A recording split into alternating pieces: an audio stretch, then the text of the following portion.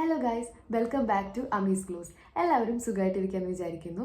നമ്മുടെ ഇന്നത്തെ വീഡിയോ എന്ന് പറയുന്നത് സൈക്കോളജിക്കൽ ഡിസോർഡേഴ്സിൻ്റെ ഒരു കണ്ടിന്യൂഷൻ വീഡിയോ പോലെയാണ്. നേരത്തെ വീഡിയോയിൽ ഞാൻ ആങ്സൈറ്റി ഡിസോർഡറിനെ പറ്റിയിട്ട് ചെയ്തിട്ടുണ്ടായിരുന്നു. ഈ വീഡിയോയിൽ ഞാൻ മൂഡ് ഡിസോർഡറിനെ പറ്റിയിട്ടാണ് ചെയ്യുന്നത്. അതായത് ഇപ്പോൾ ഡിപ്രഷനെ പറ്റിയിട്ടും ബൈപ്പോളറിനെ പറ്റിയിട്ടൊക്കെ ഞാൻ പറയുന്നുണ്ട്. മൂഡ് ഡിസോർഡർ എന്താണെന്ന് നമുക്ക് ആദ്യം തന്നെ നോക്കാം.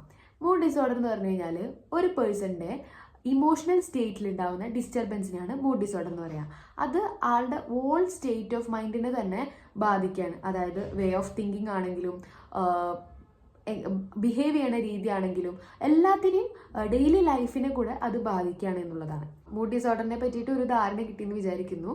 അത് ചെറിയൊരു ഡെഫിനേഷനാണ്. എന്താണ് മൂഡ് ഡിസോർഡർ? ഒരു പേഴ്സൻ്റെ ഇമോഷണൽ സ്റ്റേറ്റിൽ ഉണ്ടാകുന്ന ഡിസ്റ്റർബൻസ് ആണ് മൂഡ് ഡിസോർഡർ. ഇനി ഡിപ്രഷനെ പറ്റിയിട്ട്, അതായത് മേജർ ഡിപ്രസീവ് ഡിസോർഡർ അല്ലെങ്കിൽ ഡിപ്രഷൻ എന്ന് നമുക്ക് പറയാം. ഡിപ്രഷൻ്റെ സിംറ്റംസ് എന്തൊക്കെയാണെന്ന് നമുക്ക് നോക്കാം. അപ്പോൾ മേജർ ഡിപ്രസീവ് ഡിസോർഡർ അല്ലെങ്കിൽ ഡിപ്രഷൻ്റെ കുറച്ച് സിംറ്റംസ് പറയാനാണെങ്കിൽ നമ്മൾ എല്ലാ ദിവസവും ഒരു ഡിപ്രസ്ഡ് മൂഡിലായിരിക്കും. അതുപോലെ തന്നെ നമുക്ക് നമ്മളെ കൊണ്ടൊന്നും പറ്റില്ല, നമ്മളെ കൊണ്ടൊന്നും ചെയ്യാൻ സാധിക്കില്ല എന്നുള്ളൊരു ധാരണ നമുക്ക് തന്നെ ഉണ്ടാവും. ആ ഡിപ്രഷനുള്ള വ്യക്തിക്ക് തന്നെ ഉണ്ടാവും. അതുപോലെ കോൺസെൻട്രേറ്റ് ചെയ്യാനായിട്ടുള്ള ബുദ്ധിമുട്ട്, ഡിസിഷൻസ് എടുക്കാനായിട്ടുള്ള ബുദ്ധിമുട്ട്, പിന്നെ ഒന്നില്ലെങ്കിൽ വെയിറ്റ് ഗെയിൻ ഉണ്ടാവും, വെയിറ്റ് ലോസും ഉണ്ടാവാനുള്ള ചാൻസ് ഉണ്ട്. അതായത് ഡൈജഷൻ കറക്റ്റ് ആയിരിക്കില്ല, അപ്പോൾ വെയിറ്റ് ലോസിനും ഉള്ള ചാൻസ് ഒക്കെ ഉണ്ട്. വെയിറ്റ് വാരി ചെയ്തിരിക്കും.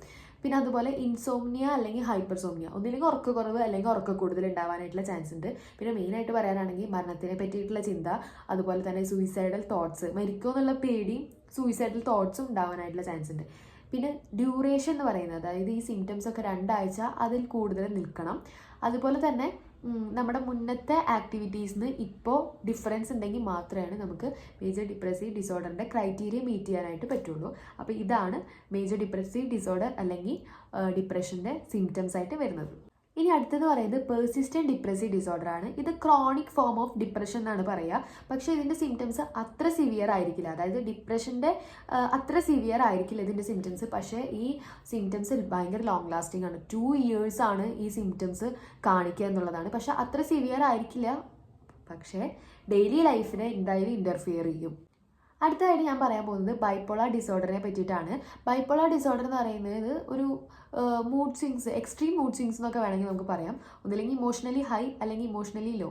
ബൈപ്പോളാർ ഡിസോർഡറിൽ ബൈപ്പോളാർ 1 ഉണ്ട്, ബൈപ്പോളാർ 2 ഉണ്ട്. ബൈപ്പോളാർ 1 നമുക്ക് ആദ്യം നോക്കാം. മാനിക് എന്നാണ് ഇതിന് പറയുക. ഇമോഷണലി നമ്മൾ ഭയങ്കര ഹൈ ആയിരിക്കും. അതായത് ഒരു യൂഫോറിക് ഫീൽ ഉണ്ടാവും, ഭയങ്കര ആക്ടിവിറ്റീസ് ചെയ്യാനായിട്ട് ഭയങ്കരമായിട്ട് എന്താ പറയുക, റെസ്റ്റ്ലെസ് ആയിട്ട് ഇരിക്കുക എന്ന് പറയില്ലേ, അത്രയും ഹൈ ആയിരിക്കും നമ്മൾ. പിന്നെ ഒരുപാട് സംസാരിക്കുക, പിന്നെ ഒരു ഐഡിയാസിൽ നിൽക്കാണ്ട് വേറെ ഐഡിയാസിലേക്ക് ഇങ്ങനെ പോയിക്കൊണ്ടിരിക്കുക, വാരി ചെയ്തുകൊണ്ടിരിക്കുക. ഭയങ്കരമായിട്ട് ഇമ്പൾസീവ് ആയിരിക്കും, ഭയങ്കര എനർജി ഉള്ള പോലെ ഉണ്ടാവും. റിസ്കി ആയിട്ടുള്ള കാര്യങ്ങളൊക്കെ ചെയ്യാനായിട്ടുള്ള ഭയങ്കര ഒരു ടെൻഡൻസീസ് ഒക്കെ ഉണ്ടാവും. ഇതാണ് മാനിക്കിൽ വരുന്നത്. അതായത് ബൈപ്പോളാർ 1 എന്ന് പറയുന്നത് മാനിക്ക്, അതിൽ വരുന്നത് ഇതൊക്കെയാണ്. ബൈപ്പോളാർ 2 എന്ന് പറയുന്നത് നമ്മൾ ഇമോഷണലി ഭയങ്കര ലോ ആയിരിക്കും. നേരത്തെ നമ്മൾ ബൈപ്പോളാർ 1 എന്ന് പറയുന്നത് ഇമോഷണലി ഹൈ ആണ്, മാനിയാണ്. ഇത് ഹൈപ്പോമാനിയാണ് വരുന്നത്. നേരത്തെ നമുക്ക് എനർജി കുറേ ഉണ്ടായിരുന്നു, കുറേ ആക്ടിവിറ്റീസ് നമുക്ക് ചെയ്യാൻ പറ്റി, നമ്മൾ ഭയങ്കര റെസ്റ്റ്ലെസ് ആയിരുന്നു, അങ്ങനെ ഒരു ഇതായിരുന്നു, സിംറ്റംസ് ആയിരുന്നു. ഇത് പറയുന്നത് ഹൈപ്പോമാനിയ, ഇമോഷണലി ഭയങ്കര ലോ ആണ്. അതാണ് ഹൈപ്പോമാനിയ, അതായത് ബൈപ്പോളാർ 2 വരുന്നത്. മൂഡ് ഡിസോർഡറിൻ്റെ കോസുകൾ നമുക്ക് നോക്കി നോക്കാം. ഒന്നില്ലെങ്കിൽ ബയോളജിക്കൽ ഫാക്ടേഴ്സ് ആയിരിക്കും, അല്ലെങ്കിൽ സൈക്കോളജിക്കൽ ഫാക്ടേഴ്സ് ആയിരിക്കും, അല്ലെങ്കിൽ എൻവയോൺമെൻറ്റൽ ഫാക്ടേഴ്സ് ആയിരിക്കാം. ബയോളജിക്കൽ ഫാക്ടേഴ്സ് നോക്കുകയാണെന്നുണ്ടെങ്കിൽ ഒന്നില്ലെങ്കിൽ ജനറ്റിക് ആയിട്ട് കിട്ടിയതായിരിക്കാം. അതായത് ഈ മൂഡ് ഡിസോർഡേഴ്സ് എന്നൊക്കെ പറയുന്നത് ചിലപ്പോൾ ജനറ്റിക് ആയിട്ട് കിട്ടിയതായിരിക്കാം, അല്ലെങ്കിൽ ബ്രെയിനിൻ്റെ എന്തെങ്കിലും സ്ട്രക്ചറിലോ ഫംഗ്ഷനിലോ എന്തെങ്കിലും ഡിഫറൻസ് ഉണ്ടെങ്കിൽ ഉണ്ടാവാം, അല്ലെങ്കിൽ ഇപ്പോൾ ന്യൂറോ കെമിക്കൽ ഇംബാലൻസസ് ആണെങ്കിൽ ഉണ്ടാവാം.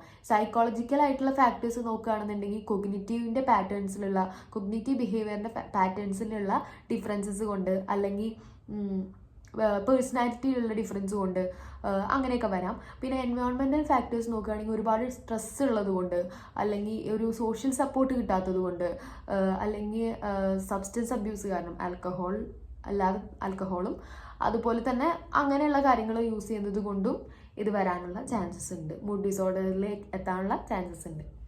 അപ്പോൾ നിങ്ങൾക്ക് ഈ വീഡിയോ ഇഷ്ടമായിട്ടുണ്ടെന്ന് വിചാരിക്കുകയാണ്. നിങ്ങൾക്ക് എന്തെങ്കിലുമൊക്കെ ഇൻഫോർമേഷൻസ് കിട്ടിയിട്ടുണ്ടെന്ന് കരുതുന്നു. നിങ്ങൾക്ക് വീഡിയോ ഇഷ്ടമായിട്ടുണ്ടെങ്കിൽ ലൈക്ക് ചെയ്യാനും ഷെയർ ചെയ്യാനും സബ്സ്ക്രൈബ് ചെയ്യാനും മറക്കരുത്. പിന്നെ അടുത്ത വീഡിയോയിൽ ഞാൻ ചെയ്യാൻ വേണ്ടി ഉദ്ദേശിക്കുന്നത് OCDനെ പറ്റിയിട്ടാണ്, ഒബ്സസീവ് കമ്പൽസീവ് റിലേറ്റഡ് ഡിസോർഡറിനെ പറ്റിയിട്ടാണ് എക്സ്പ്ലെയിൻ ചെയ്യാൻ വേണ്ടി ഉദ്ദേശിക്കുന്നത്. അപ്പോൾ നിങ്ങൾക്ക് എന്തെങ്കിലും സജഷൻസ് ഉണ്ടെങ്കിൽ നിങ്ങൾ കമൻറ്റ് ചെയ്യാൻ മറക്കരുത്. അപ്പോൾ അടുത്ത വീഡിയോയിൽ കാണാം. ബൈ.